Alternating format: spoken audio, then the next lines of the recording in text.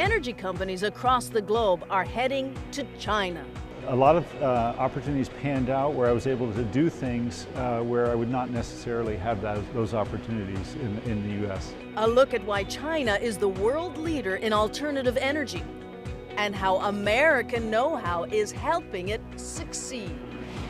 Plus, why can't the world come together on climate change?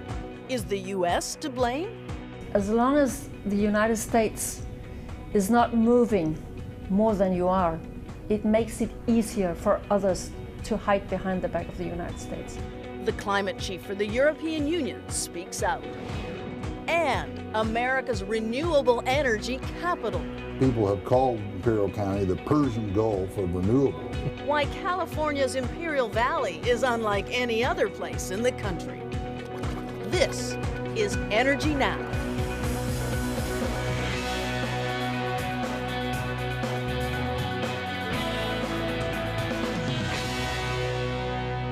Hello, I'm Tyler Suiters. Welcome to Energy Now, where we look at America's energy challenges and what we're doing about them.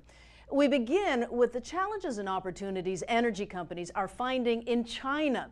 The Asian behemoth, and not the United States, is powering the world's biggest thrust into the future of global energy leadership.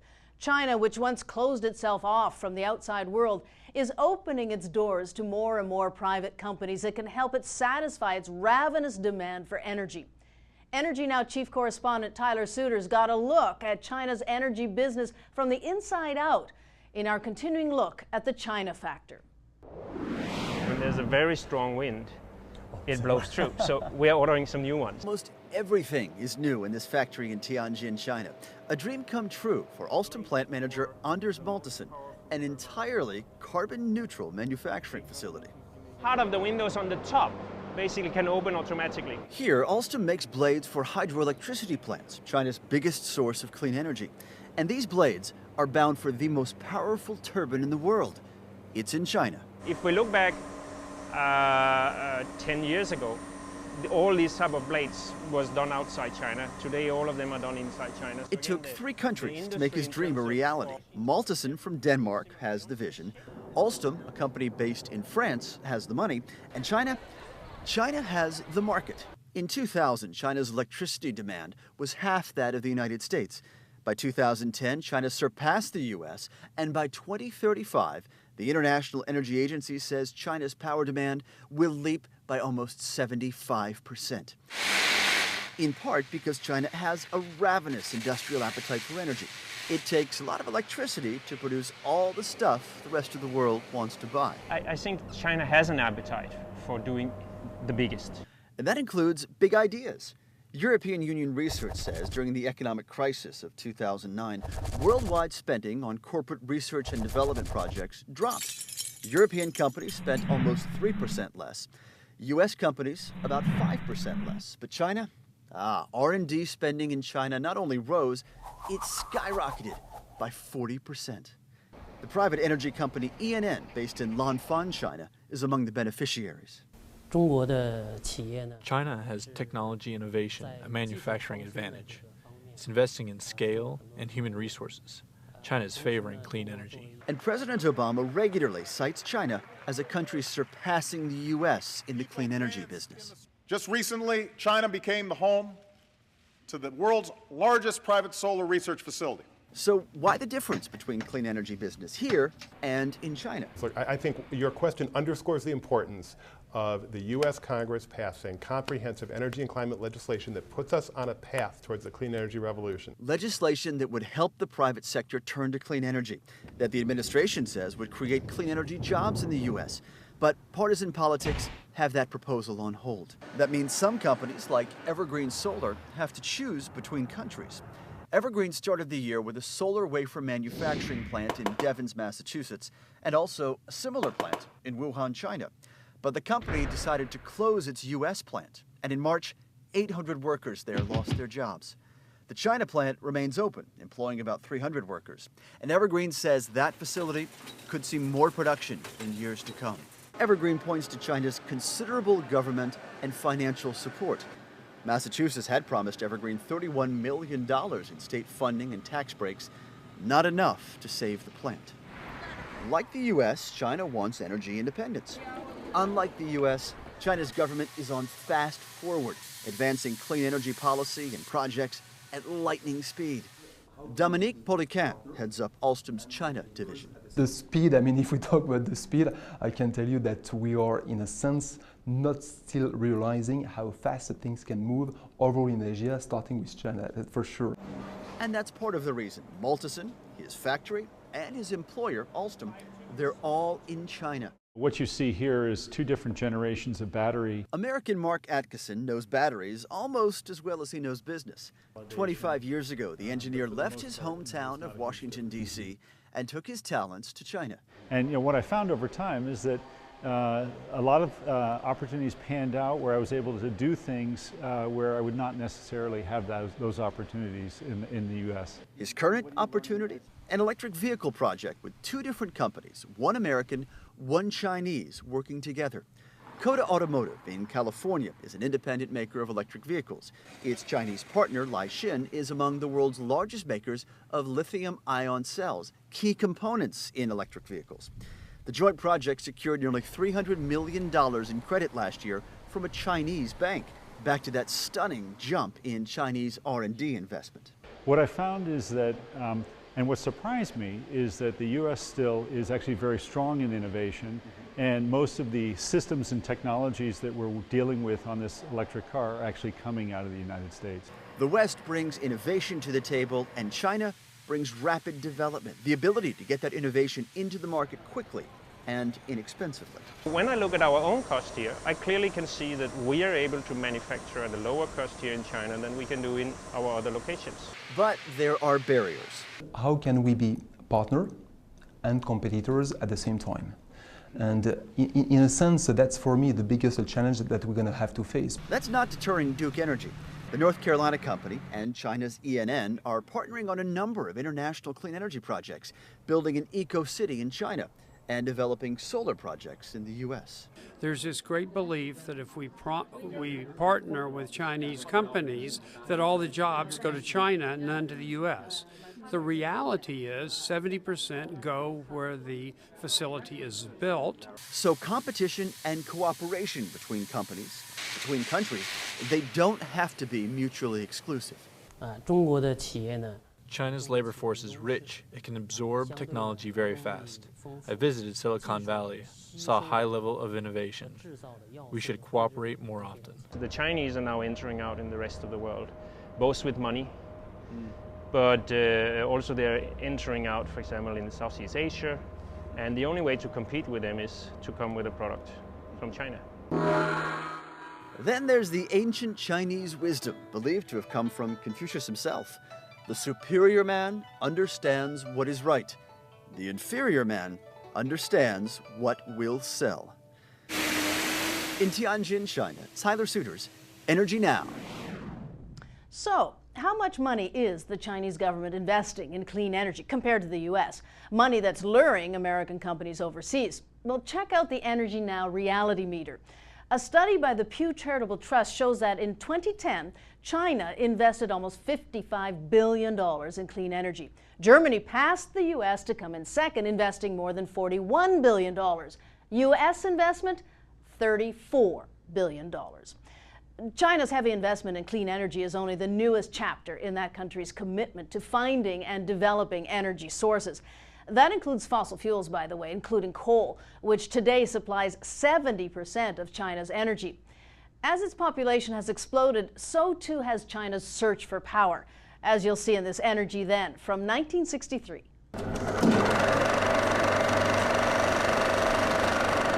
China has natural resources, more than 250 billion tons of coal reserves. It has somewhere around 5 billion tons of iron. It has 3/4 billion tons of oil. Despite the coal and the oil, however, power is miserably lacking in China. But China's greatest resource is people, and more people, and more people. And with more than 1 billion people needing energy, most of it from coal, it's caused a lot of pollution. According to the World Bank, China is home to 16 of the world's 20 most polluted cities. Still to come, we take you to an area of California that has it all, at least where energy is concerned. You know, I liken it to the gold rush, except I call it the green rush. Imperial County is building its own kingdom of renewables. But first, great expectations. The climate chief for the European Union calls on the U.S. to take charge. The U.S. is very, very relevant, partly because still many countries expect leadership for the United States. An interview with Connie Hedegaard when we return.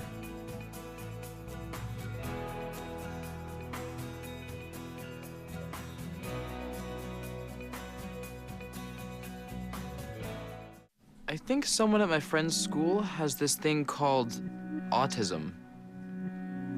My friend's brother's son has autism. My neighbor's son has autism. My son has autism.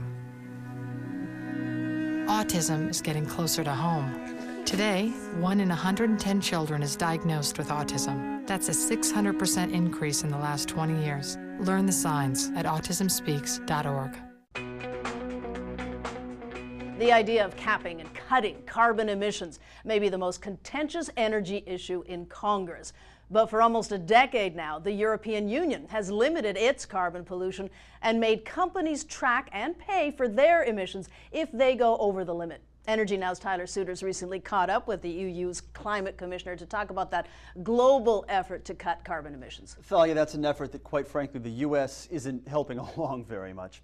Connie Hedegaard was among the key players at the milestone UN climate negotiations in Copenhagen back in 2009. Talks that ended without a binding climate treaty. But let's begin with the nuclear crisis in Japan and what that could mean for European efforts to curb carbon emissions. We have 143 nuclear power plants running today in Europe. They're not going to disappear overnight. Then there are some few plans for building new plants. And of course, that would be more difficult politically, maybe. On the other hand, last year we sort of made legislation for all of Europe when it comes to nuclear security. All the member states will have to have transposed that legislation this year. So it's just to say that it's not that we were not taking nuclear security seriously before this event. Everybody also realizes how extraordinary the event in Japan is. So I think there is a general feeling that we should take care not to panic, not to jump to a lot of conclusions. So there will be even tighter security coming out of this. Even more questions will be raised. If you want to build a nuclear plant, you will have to sort of stand up and defend it even more. So in that sense, it is a bit more politically difficult. What grade would you give President Obama on climate actions for his first 2 years? As a matter of principle, I'm not giving grades to other heads of states. We can see that the Obama administration is trying very hard to sort of play their part and their role in the international climate negotiations. So did also your president at the Copenhagen summit. And that is good, but we can also see the many challenges to get the overall national policy through in the American Congress. If the U.S. role isn't diminishing, is China's role growing significantly in international negotiations? This is a country that is the world's leading energy consumer and now the world's leading carbon emitter as well. And that is why, of course, also the pressure must be on China. And I think from having read the next Chinese 5-year plan, they know that. They have 300, 400 million Chinese now grown into the middle class. They still have 900 million people to go. The numbers are mind-boggling. No, but of course they need growth, and nobody would deny them the right to the kind of growth that we had. But it means a lot to the whole world how they are creating this growth. They have 7 industrial priorities in the next 5 years. More or less all of them will be focused on energy, climate, and environment, electrical vehicles, how to carbon capture and storage, battery storage technologies, things like that. Things that both in Europe and in the United States, we would normally think, wow, we are the leaders there. But we can see they are coming, and they are coming very fast. You were in Parliament in Denmark at a very young age. You understand the legislative process. Is the United States still relevant in international climate negotiations in the absence of any climate legislation here at home? Yeah, the US is very, very relevant, partly because still many countries expect leadership for the United States, but partly also because as long as the United States is not moving more than you are, it makes it easier for others to hide behind the back of the United States. And that is actually partly the case we see now. It's so easy to be some of the other countries. They can always say, for instance, emerging economies, after you, pointing to the United States saying, as a rich country, together with the European Union and others, Japan, Russia, and so on and so forth, you have to sort of do your part. First, when you have done that, we will commit further. So in that sense, the US has a very crucial role to play, both when you play it and when you don't play it. But you know, seen from a European perspective, we always, of course, want to have strong ties with the United States. And we think that this is also about who is going to be the strategic leader of the world in the 21st century. If we agree that this issue is a defining issue, how can we have more green growth? How can we provide the growth for 9 billion people that will be 9 billion people when my children will be my age? If we have to have that growth, we have to do it in a more intelligent manner. Who will lead that transition? Who will lead that revolution into becoming much more green, much more energy efficient? We would very much lead in the European Union, but we would very much also like to see progress here in the United States. After my conversation with Connie Hedegaard, I discussed her criticisms about the lack of U.S. policy with Senator John Kerry. Last year, he co-sponsored a Senate bill to cap, then cut U.S. carbon emissions, a bill that died because it never even faced a floor vote. I asked Senator Kerry what his plan's failure means for the U.S. and the country's impact at world climate negotiations. The U.S. is worse than taking a backseat. The U.S. has wrapped a chain around the axle of the vehicle and it's holding it back. We're a dead weight on the efforts to move forward on climate change because we simply haven't embraced an energy policy and because we haven't been serious about joining the global community in this effort. The United States, I mean, we still have people in the United States Senate who deny the existence of climate change, despite the fact that the most recent study done by people who were doubters came out and said it's happening. So we're dealing in a very difficult time where we have to break out. And what we need, frankly, is Americans, people in the grassroots, people to go to the polls and vote only for those people who really are committed to getting something done. Energy policy here in the U.S., or the lack thereof, how frustrated are you in the wake of never even seeing your bill getting a floor vote last year and seemingly the issue being dropped this year? Well, I'm deeply frustrated. I'm frustrated for our country because we're losing. We're losing valuable time. Other countries are racing ahead of us. We're losing jobs. We're losing market share. Not to mention that we're making our air unhealthier, making our national security riskier because we're more dependent on foreign oil. This is reaching a level of real absurdity, and I'm deeply frustrated by the lack of seriousness within the United States Congress. We need an energy policy. America needs to move, and it needs to move now. With Republicans in firm control of the House right now, Thalia, there is no chance of Congress passing a bill to limit carbon emissions anytime soon. And that really rankles Senator Kerry, doesn't it? Oh, absolutely. He is chairman of the Foreign Relations Committee, and historically this is the committee that has had jurisdiction over international treaties that would include any potential UN climate treaty. But Thalia, the problem is that doesn't seem to be on the horizon anytime soon either. No time soon. Thanks very much, Tyler. Thank you, Thalia. Pounding the pavement to power a city? It's not as crazy as you might think. And that's what's in this week's Energy Now Hot Zone.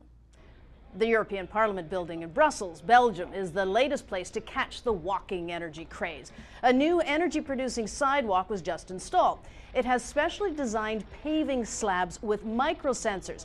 Now, when you walk on them, the sensors absorb energy and store it in a battery, which is then transferred to the main power grid, and voila! the lights come on. Right now it's only a trial program, but the city of Toulouse, France is stepping into the mix. It's using a solar sidewalk complete with photovoltaic panels to store energy to power lights. Still to come, the Persian Gulf of renewable energy right here in the United States. We'll take you there, a corner of California that's hoping to cash in on a clean energy trifecta. We're fighting for voices that need to be heard. For cleaner air and your right to breathe it. For those who want to quit smoking, and for those who need them to. We're fighting for clear skies over every city, and healthy lungs throughout the country. The American Lung Association isn't just fighting for air, we're fighting for all the things that make it worth breathing. Join us in the fight at fightingforair.org. The United States is so diverse in terms of its people, of course, but also when it comes to weather and geography, two attributes that offer different parts of the country opportunities to produce their own energy. Think about it. The Midwest is a wind tunnel, the Southwest is a hotbed of solar, and Hawaii is bubbling with geothermal. Well, there's one part of the country that has all three. Energy Now's Lee Patrick Sullivan takes us to Imperial Valley, California, and a look at how it's taking charge of its energy future. You know, I liken it to the gold rush, except I call it the green rush, where people are coming here to California to take advantage of the resources we have here. Imperial Valley, California is literally bursting with resources. And County Executive Officer Andy Horn's desk is filled with maps showing where to find them. People have called Imperial County the Persian Gulf of renewables. And I would say, looking at the number of resources and the diversity of resources that we have here, I'd have to agree with that. And so do a lot of people. Horn's office is busy with a rush of green entrepreneurs trying to tap into the natural resources of this area. And those green prospectors don't have to look far. Now, Andy, I look at this bubbling to the top, and I can't help but draw the parallel with the Beverly Hillbillies when the oil is just bubbling up from the ground. Yeah, I think what you have here is pretty compelling evidence of why the Imperial Valley is the largest known geothermal resource in North America. Geothermal energy has been tapped here for decades. This plant, run by Cal Energy, produces about 340 megawatts, or enough to power 300,000 homes. Two major fault lines have caused this geothermal paradise. The water temperature deep underground is around 700 degrees. It's pumped up through pipes and used to boil water, which creates steam. That turns a turbine, making electricity. Some estimates have this area capable of producing 22 gigawatts of power, or enough energy to shut down a couple dozen coal power plants. This is it. This is the first one. Larry Grogan is planning to build a new plant on this site. And when it comes to geothermal in the Imperial Valley, this isn't his first rodeo. I came down here in 1975. I've gone through 3 boom and bust of renewable energy pushes and retractions, and this time I think there's going to be some real players. I think there's going to be some real projects. And certainly seems to be a commitment from the government this time to follow through. Federal stimulus money in the form of construction grants and California's commitment to renewables are what's giving Grogan confidence this time around. Now, if this was just about geothermal energy, it would be an okay story, but it's not. So I'm standing out here in the sun. It's 112 right now. Right. I'm thinking heat stroke. You're thinking renewable energy. Well, you know, as they say, our farmers have been using these photons for the last 110 years to make crops and grow crops for the rest of the nation. And we're hoping that we can use those same photons now to make energy. And driving into the Imperial Valley, you can tell right away there's another untapped renewable source here. Wind, and lots of it. Nearby Palm Springs has similar wind, and look how they've developed it. Imperial Valley wants to get that same production.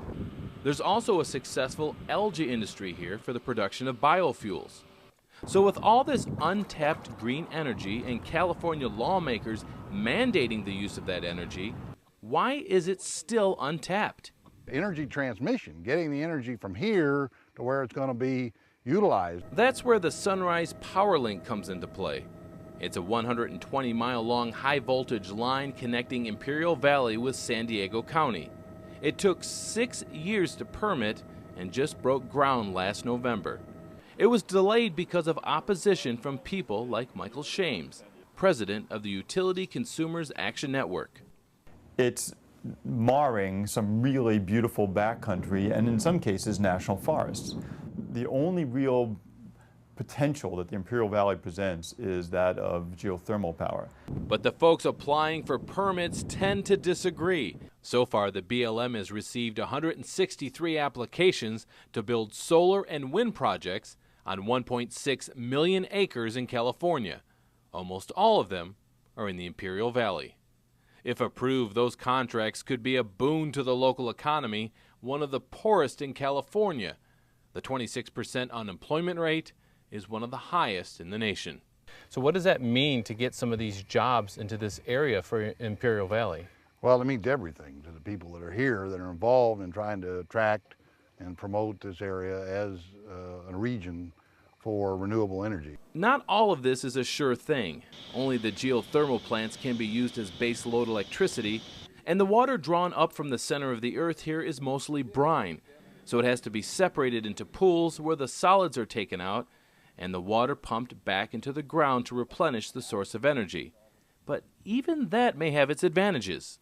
Now, out of all the renewable energy sources the Imperial Valley already has, there could be another one on the way. You see, this brine right here that's used for the geothermal process, well, it contains manganese, lithium, and zinc, 3 major components to lithium-ion batteries that are used in electric cars. And if that separating process can be commercialized, Andy Horn will have to add to his growing number of maps. Do you think one day we'll call the Persian Gulf the Imperial County of Oil? I don't know that, but In the Imperial Valley, California, Lee Patrick Sullivan, Energy Now.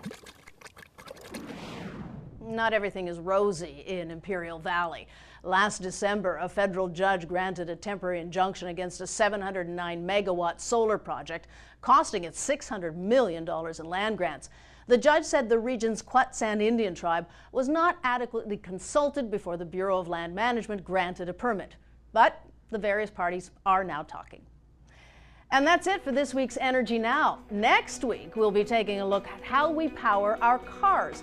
As gas prices continue to climb, we'll show you some radical new designs for the internal combustion engine, and we'll look at how to transform your car to an electric vehicle. And we want to know what kind of car you think you'll be driving in 2020 in an online poll at energynow.com. We'll have the results of that poll next week. If you have any questions for upcoming guests or for our reporters, please let us know. Upload your video questions or remarks to our YouTube channel. Give us your name, please, and where you're from, and keep the remarks short, if you could, less than 30 seconds. You can also friend us on Facebook, join our discussion pages, or follow us on Twitter. Search them all at Energy Now News. I'm Tyler Suiters. I'll see you next week.